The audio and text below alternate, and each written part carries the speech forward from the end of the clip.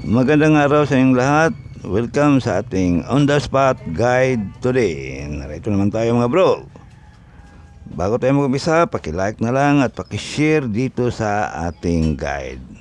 Ating mga paalala. Ang mga probables na ating ibinibigay ay guide lang. Wala tayong anumang koneksyon sa PCSO na masasabi natin na sure ball o sigurado ang ating mga numero. Sa ating recap result, 2 PM draw, 931, race back mga bro.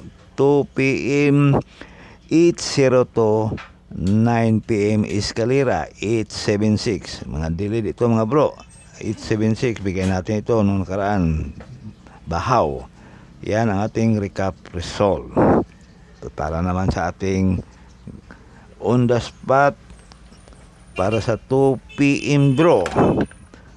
Tutok lang kayo dito. Tandaan, pwedeng balikan ang ating guide kahapon. Sa ating 2 PM draw, 217 Rumble, 218 Rumble at 238 Rumble. Yan mga bro, pili o pick up lang sa mga numerong korsonada ninyo. Pag hindi na on the spot, pwedeng tayan ulit sa susunod na draw. Huwag kalimutan ang ating guide kahapon, pwedeng balikan, baka mag-delayed na naman. Kaya lagi nating inirekomenda balikan ang ating guide. Sa ating 5 PM on the spot, unang numero natin ay 536, pangalawa 192, at ang panghuli ay 628. Huwag kalimutan ang mag-rumble. Pili o pick up lang sa mga numerong korsonada ninyo. Pag hindi na on the spot, pwedeng tayan ulit sa susunod na draw.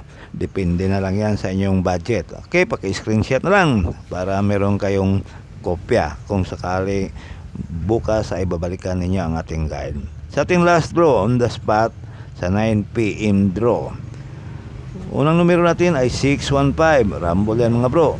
Pangalawa 601, Rumble, at ang panghuli ay 681, Rumble. Okay, yan ang ating guide ngayong araw, at sana manalo tayo. Paki-like at paki-share na lang sa ating guide. Pili o pick up lang sa mga numerong korsonada ninyo. Good luck na lang sa inyong lahat at maraming salamat.